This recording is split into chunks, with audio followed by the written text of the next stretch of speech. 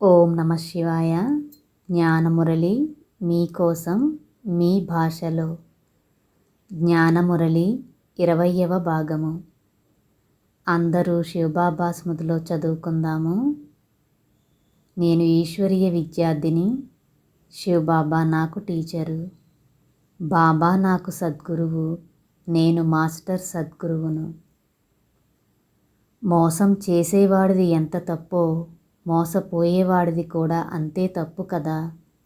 ఎదుటివాడు మోసం చేస్తుంటే నీ బుద్ధి ఏమైంది? ఎంతో కొంత మీ స్వార్థం కూడా లేకపోతే ఎదుటివాడు అంత సులువుగా మోసం చేయడం సాధ్యం కాదు. ఇంట్లో ఉంటే భర్తకు, పిల్లలకు, అత్తమామలకు సేవ చేయాలి. ఎంత సేవ చేసినా కుటుంబ సభ్యులు మీకు కిరీటాలు పెట్టి సన్మానించరు కదా.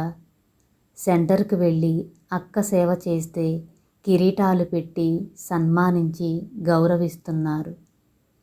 కుటుంబ బాధ్యత తప్పింది, చాలా తేలికగా ఉంది అని మీరు సెంటర్కి వెళ్తున్నారు. ఇదే అవకాశంగా తీసుకుని వాళ్ళు మిమ్మల్ని మోసం చేస్తున్నారు. ఇందులో మీ స్వార్థం లేదా? రేపు మీకు ఏదైనా జబ్బు చేసి లేదా ప్రమాదం జరిగి 6 నెలలు బెడ్ పైన పడుకోవలసి వస్తే ఏ సెంటర్ అక్క మీకు సేవలు చేస్తుందో ఎప్పుడైనా ఆలోచించారా? అలాంటి సమయాలలో మీ కుటుంబ సభ్యులే దగ్గరుండి సేవలు చేస్తారు. అది మీకు అర్థం కావడం లేదు. సెంటర్ అక్క కోసం రక్త సంబంధీకులను కూడా వదులుకుంటున్నారు. మీరు ఎంత పెద్ద పొరపాటు చేస్తున్నారో గమనించండి. బాబా అంటున్నారు, నన్ను నమ్ముకొని సెంటర్లకు వచ్చి పిల్లలు మోసపోతున్నారని. నా సత్యమైన పిల్లల ద్వారా వాళ్ళ తప్పుడు విధానాలు, మోసాలు బయట పెట్టించి మిమ్మల్ని కాపాడే ప్రయత్నం చేశాను.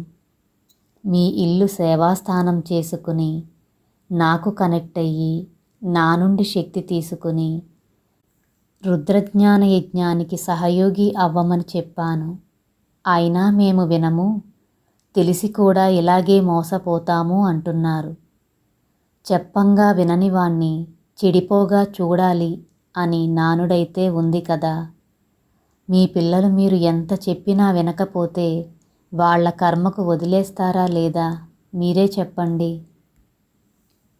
బాబా అంటున్నారు, నా మాట కూడా మీరు వినట్లేదు కాబట్టి మిమ్మల్ని కాపాడే బాధ్యత నుండి నేను కూడా తప్పుకుంటున్నాను.